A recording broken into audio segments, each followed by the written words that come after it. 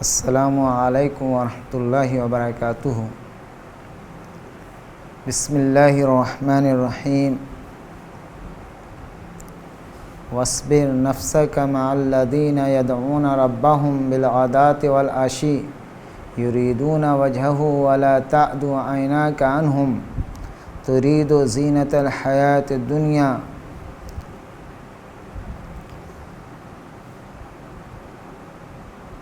یہ حقیقت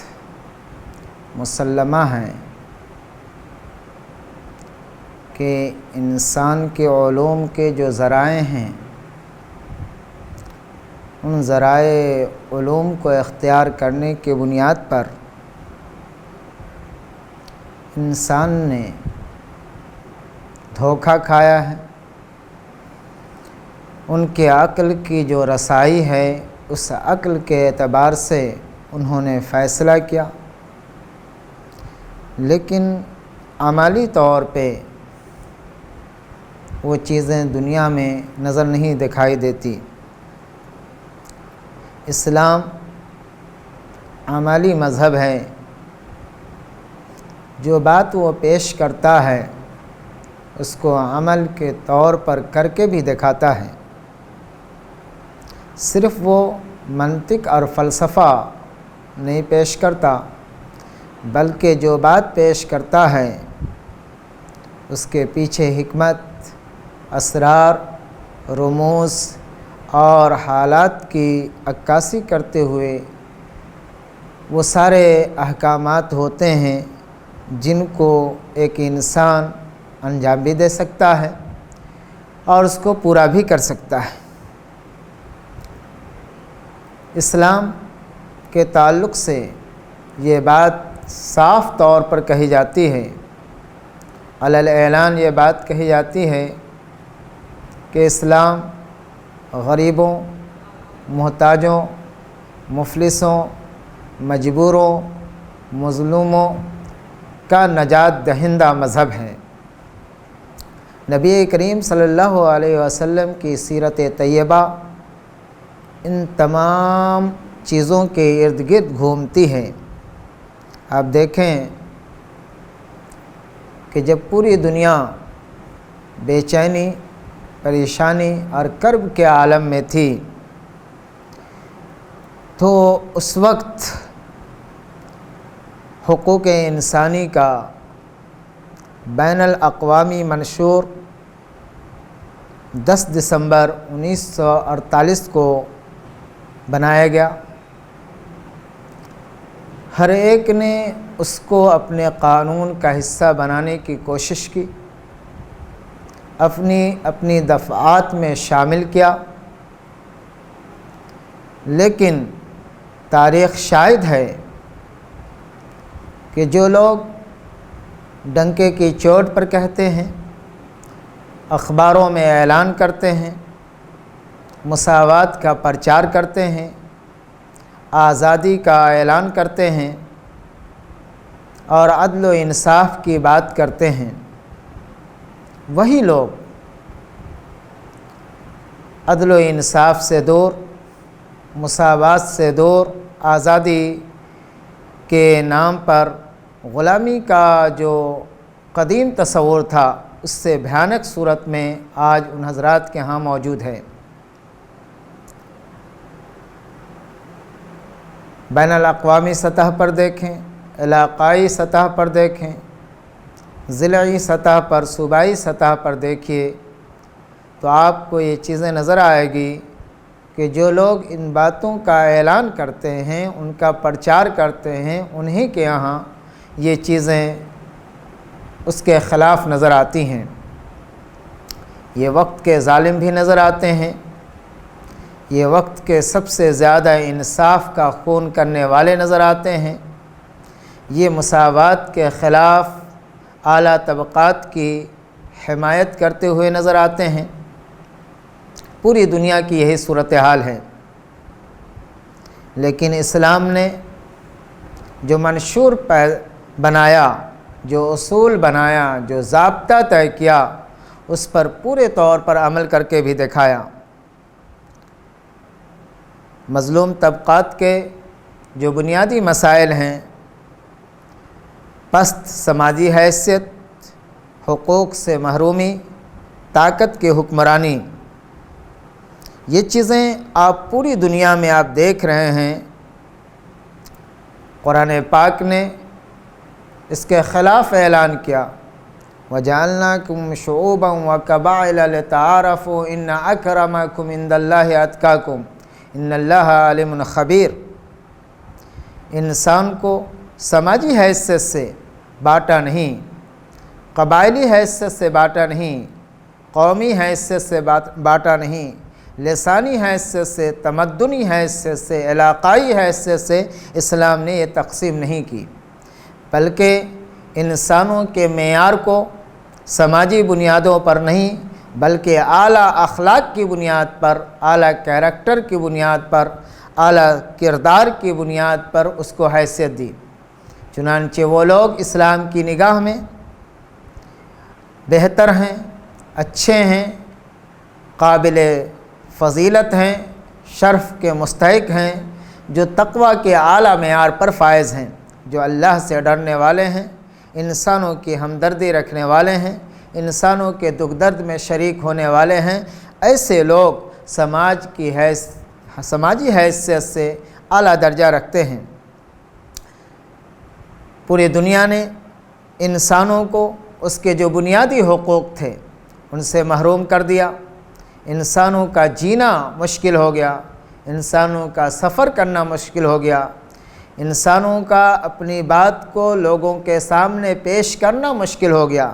تو جو بنیادی حقوق تھے ان سے بھی ظالمین دنیا نے انسانوں کو محروم کر دیا۔ لیکن آپ دیکھیں نبی مکرم صلی اللہ علیہ وسلم نے جن لوگوں کے جو حقوق تھے ان حقوق کو بدرجہ اتم پورا کیا۔ آپ کے بعد آپ کے اصحاب، تابعین، تبع تابعین، محدثین، فقہا، دعات، مبلغین، مرشدین، ان سارے لوگوں نے اسلام نے جن لوگوں کے جو حقوق دیے ہیں ان حقوق کو عملی طور پہ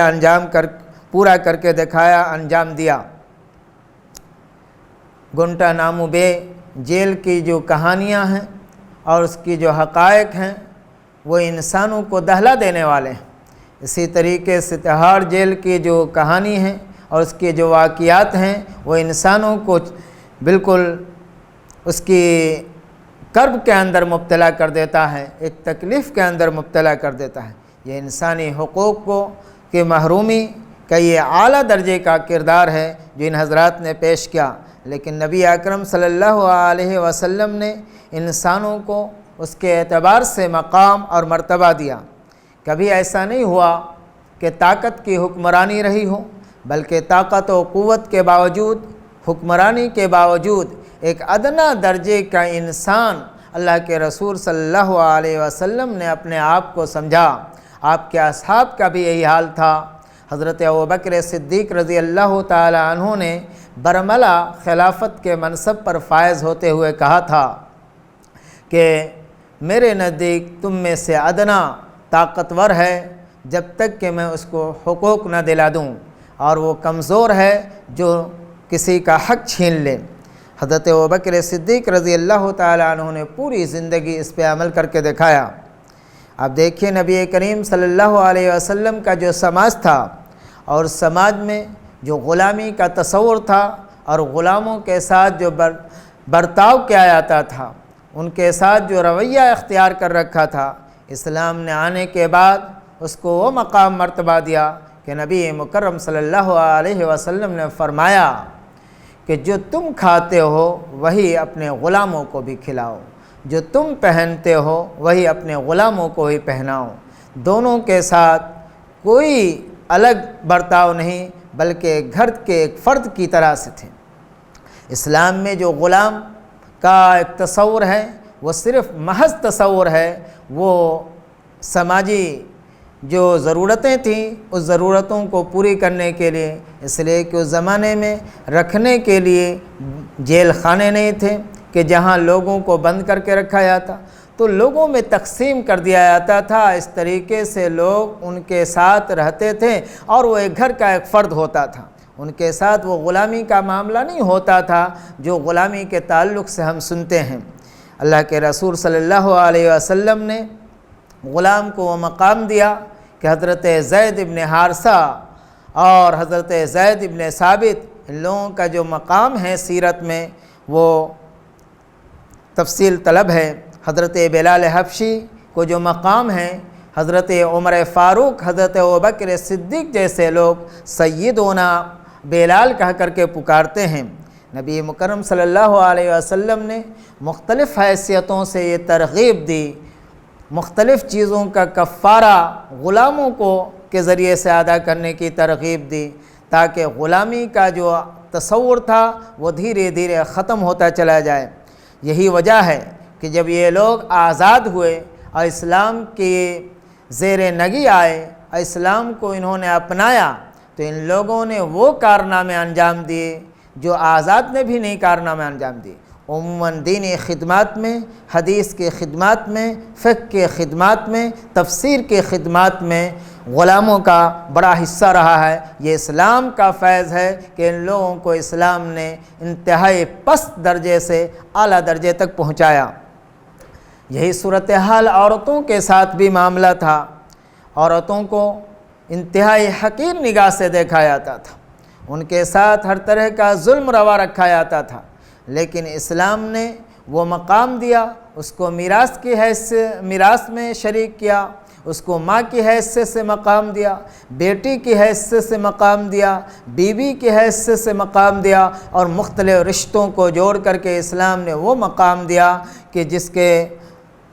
جس سے عورتوں کا جو انتہائی ادنیٰ درجے کا تصور تھا، اسلام نے ان کے اندر وہ حوصلہ پیدا کیا کہ اب وہ بھی زندگی کی بہترین انداز سے زندگی گزار رہی ہیں۔ اسلام نے بیویوں کو بھی جو حقوق دیے وہ بھی تاریخ شاہد ہے کہ اللہ کے نبی صلی اللہ علیہ وسلم نے ان 11 بیویوں کے ساتھ کس طریقے کا معاملہ کیا، اور آپ کے بعد آپ کے اصحاب نے کس طریقے کا معاملہ کیا۔ بیوہ جن کو اس کے ساتھ ہر طرح کا ظلم روا رکھا جاتا تھا اور ان کے ساتھ زیادتیاں کی جاتی تھیں، ہندوستان میں بھی ستی کی رسم جاری تھی۔ جب شوہر کا انتقال ہو جاتا تو اس بیوی کو بھی زندہ آگ میں جلا دیا جاتا تھا، لیکن اسلام نے عورتوں کو، بیوی کو، بیوہ کو وہ حقوق دیے کہ وہ بھی ایک آزادی کے ساتھ زندگی گزار رہی ہیں، اور ان کا مقام اور ان کا مرتبہ اتنا اونچا کیا کہ اللہ کے نبی صلی اللہ علیہ وسلم نے ان کے تعلق سے فرمایا کہ جو تم کھاتے ہو انہیں کھلاؤ، جو تم پہنتے ہو انہیں پہناؤ، جیسے تم رہتے ہو ان کو بھی ویسے ہی رکھو۔ لڑکیاں جن کو زندہ درگور کر دیا جاتا تھا، سماج میں ان کا کوئی مقام نہیں تھا، ان لڑکیوں کے تعلق سے اللہ کے نبی نے فرمایا کہ جو ایک بچی کی پرورش برداشت کر لے اور اس کی شادی بیاہ کر دے، اس کے لیے جنت کی بشارت ہے۔ 2 کی کر دے اس کے لیے بھی جنت کی بشارت ہے، 3 کی کر دے اس کے لیے بھی جنت کی بشارت ہے۔ یتیموں کا کوئی مقام نہیں تھا اور ان کو بے حیثیت سمجھا جاتا تھا۔ اسلام نے ان کو مقام عطا فرمایا۔ اللہ کے نبی نے فرمایا کہ ان کے ساتھ شفقت کا ہاتھ پھیرو۔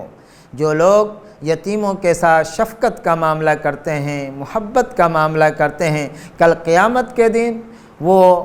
اتنے ہی فاصلے پر مجھ سے ہوں گے جتنے کہ یہ 2 انگلیوں، شہادت کی انگلی اور بیچ کی انگلی کے درمیان فاصلہ ہے۔ مسکینوں کو مقام آپ نے عطا فرمایا۔ آپ نے فرمایا کہ مسکینوں کو اپنے دروازے سے مت جھڑکو، مسکینوں کو اگر وہ تمہارے دروازے پہ آتے ہیں تو انہیں دے دیا کرو، اللہ کا نام لے کر کے مانگتے ہیں تو انہیں عطا کر دیا کرو۔ محتاجوں اور ان تمام ضرورت مندوں کا آپ نے پورا خیال کیا۔ عملی طور پر آپ صلی اللہ علیہ وسلم نے کر کے دکھایا۔ ایک ایک کو آپ نے وہ مقام عطا فرمایا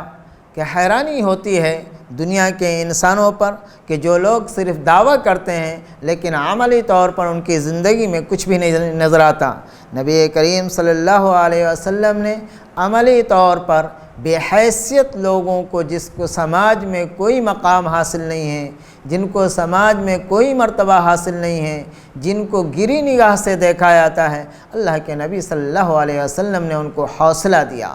ان کی ہمت بڑھائی، ان کو زندگی کا شعور بخشا، ان کو زندگی گزارنے کا وہ ڈھنگ سکھایا کہ ایک عام انسانوں کی صفوں میں وہ بھی نظر آنے لگے۔ حضرت ظاہر رضی اللہ تعالی عنہ انتہائی کالے کلوٹے صحابی ہیں، بازار میں گزر رہے تھے۔ نبی کریم صلی اللہ علیہ وسلم نے جب ان کو دیکھا تو ان کی آنکھ بند کر دی۔ حضرت ظاہر نے یہ سمجھا کہ کسی نے بند کر دیا ہے، تو پیچھے سے آنکھ کے گوشے سے انہوں نے دیکھ لیا کہ نہیں، نبی مکرم صلی اللہ علیہ وسلم ہے، کوئی دوسرا نہیں ہے۔ تو آپ کے جسم سے اور اپنے آپ کو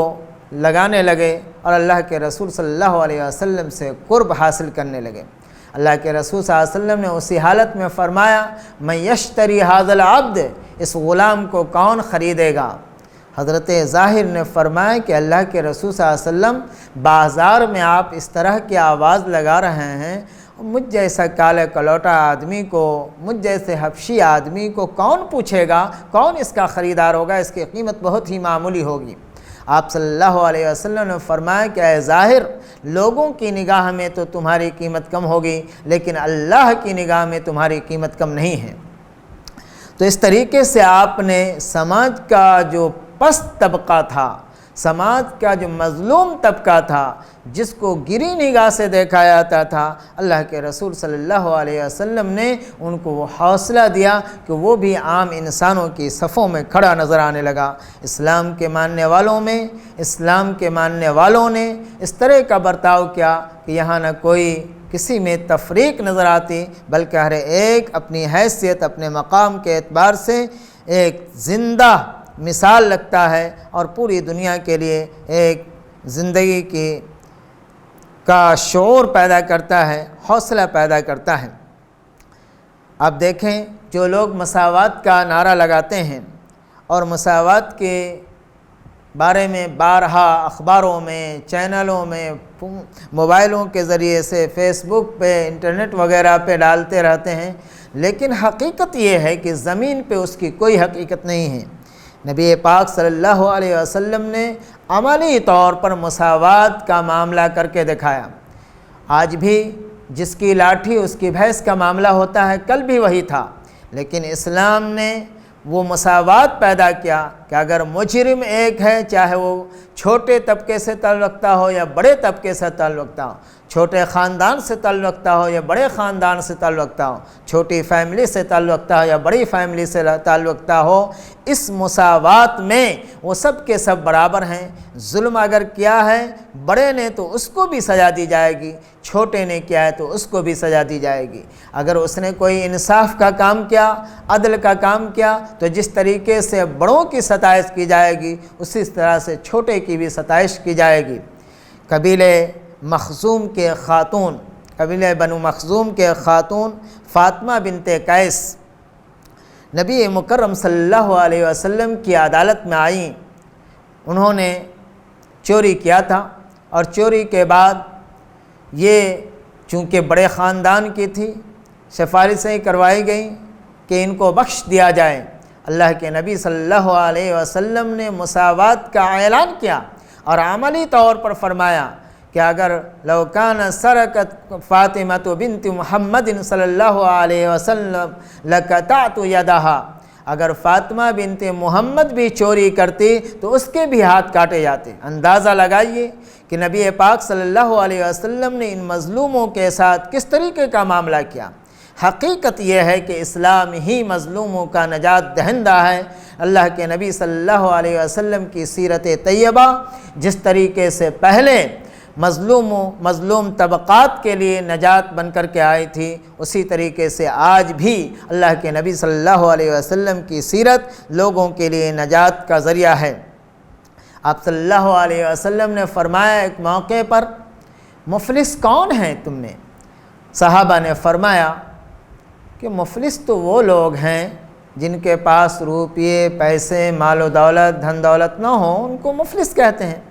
اللہ کے نبی نے فرمایا کہ نہیں، مفلس وہ نہیں ہیں جن کے پاس روپیے پیسے دھن دولت نہ ہوں، بلکہ مفلس کل قیامت کے دن وہ ہوگا جنہوں نے کسی پر ظلم کیا ہوگا، کسی کا حق مارا ہوگا، کسی پہ زیادتی کی ہوگی، کسی کے معاملات میں اس نے اس معاملات میں وہ پورا نہیں اترا ہوگا، تو اس کے اجر کو لے کر کے اس مظلوم آدمی کو دے دیا جائے گا، اور اس طریقے سے اس کے ساتھ انصاف کا معاملہ ہوگا، اور اس دن جب اس کے پاس کچھ بھی نہیں ہوگا نیکی کا اس کے نام اعمال میں، تو یہ آدمی مفلس کہلائے گا۔ یہ اللہ کے رسول صلی اللہ علیہ وسلم نے مساوات عملی طور پہ کر کے دکھایا۔ مظلوموں کی حمایت کے لیے آج دنیا میں پرچار کیے جاتے ہیں، لیکن نبی پاک صلی اللہ علیہ وسلم نے مظلوم طبقات کے لیے جو قانون بنایا، جو آئین بنایا، جو دستور بنایا، سیرت کی کتابوں میں وہ تفصیل سے موجود ہیں۔ آپ حجر اسود کے معاملے کو دیکھیں، میثاق مدینہ کے معاملے کو دیکھیں، حلف الفضول کے معاملے کو دیکھیں۔ نبی پاک صلی اللہ علیہ وسلم نے جو حلف الفضول کا معاملہ اس وقت کیا جب آپ کی 20 سال عمر تھی، یمن کا ایک تاجر آتا ہے، اس تاجر کے ساتھ زیادتی ہوتی ہے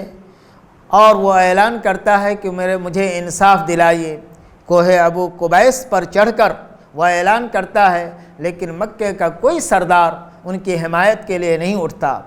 پھر یہ فیصلہ ہوتا ہے کہ اب چاہے اپنے ہوں یا غیر، دوست ہوں یا دشمن، مکے اور مکے کے اطراف میں اگر ظلم ہوتا ہے تو ظلم کے لیے آج سے یہ قانون بنایا جائے اور اس قانون کو عملی شکل دیا جائے کہ اگر کسی کے ساتھ بھی زیادتی ہوتی ہے، کسی کے ساتھ بھی ظلم کا معاملہ ہوتا ہے تو اس کو اس ظلم کے اعتبار سے سزا دی جائے۔ اس معاہدے کو حلف الفضول کے نام سے جانا جاتا ہے۔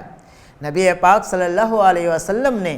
نبوت کے بعد بھی فرمایا اور اس کی ستائش فرمائی، اس کی تعریف کی کہ عبداللہ ابن جدعان کے مکان میں جو حلف الفضول کا معاملہ ہوا تھا، مظلوم طبقات کو نجات دلانے کے لیے، مظلوموں کی داد رسی کے لیے، ان کی ہمت افزائی کے لیے، ان کے ظلم کا انتقام لینے کے لیے، ظلم کو روکنے کے لیے، وہ معاملہ اگر آج بھی ہو تو ہم آج بھی اس میں شریک ہوں گے اور اس کی حوصلہ افزائی کریں گے۔ چنانچہ اللہ کے رسول صلی اللہ علیہ وسلم نے پوری زندگی اس پر عمل کر کے دکھایا۔ آپ اندازہ لگائیے کہ جب پہلی وحی آئی نبی پاک صلی اللہ علیہ وسلم پر غار حرا میں، اور آپ صلی اللہ علیہ وسلم گھر تشریف لے گئے، بے چین پریشان ہیں، اماں خدیجۃ الکبریٰ رضی اللہ تعالی عنہا نے آپ کو جو حوصلہ افزائی کے جملے کہے وہ آب زر سے لکھنے کے قابل ہیں، سونار حروف میں لکھنے کے قابل ہیں۔ اللہ کے رسول صلی اللہ علیہ وسلم کی